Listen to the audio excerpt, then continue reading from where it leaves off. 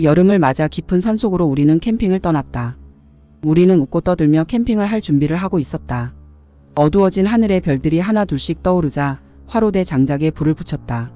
불꽃이 춤을 추듯 흔들리는 모습을 보며 친구들 중 한 명인 경호는 옛날 이야기를 꺼냈다.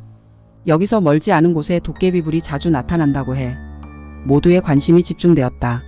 도깨비불에 대한 전설은 오래전부터 내려오는 이야기로 어두운 밤에 홀로 나타나 사람들을 홀리거나 미혹하게 만드는 불빛이었다. 그래서 말인데 저기 숲속에 한번 들어가 볼래? 경호가 말했다. 처음에는 망설였지만 우리는 호기심에 이끌려 경호를 따라 나섰다. 랜턴을 들고 숲속 깊이 들어가자 주변은 더욱 어두워지고 나무들이 으스스하게 서 있었다. 갑자기 한 친구가 소리쳤다. 저기 봐. 불빛이 보여. 멀지 않은 곳에 희미한 푸른 불빛이 아른거리고 있었다. 모두가 숨을 죽이고 그 불빛을 향해 다가갔다. 가까이 갈수록 불빛은 사라졌다가 다시 나타나기를 반복했다. 마치 우리를 유인하듯이 말이다. 한참을 따라가자 우리는 작은 언덕 위에 다다랐다. 그곳에는 오래된 사당이 있었다. 사당의 입구에 걸린 등불이 바람에 흔들리며 빛을 내고 있었다. 그리고 등불 아래에는 한 노인이 서 있었다.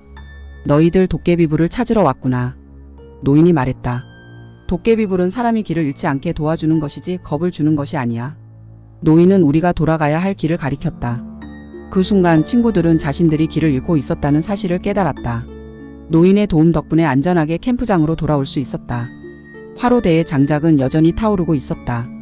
우리는 서로를 바라보며 웃음을 지었다.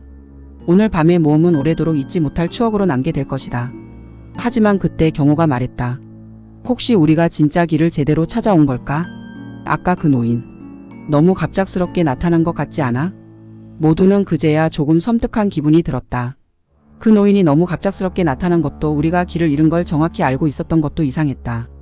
게다가 우리는 언덕 아래로 내려오면서 계속 같은 길을 맴돌고 있는 느낌을 받았었다.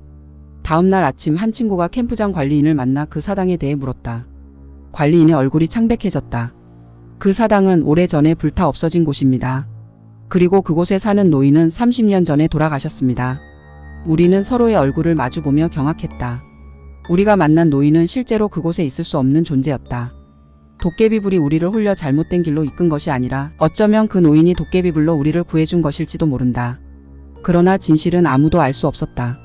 그저 그날 밤 숲속에서 우리가 만난 노인과 도깨비불의 추억만이 남았다. 어쩌면 그 노인이 도깨비일지도. 그 노인의 정체는 무엇이었을까요? 시청해주셔서 감사합니다.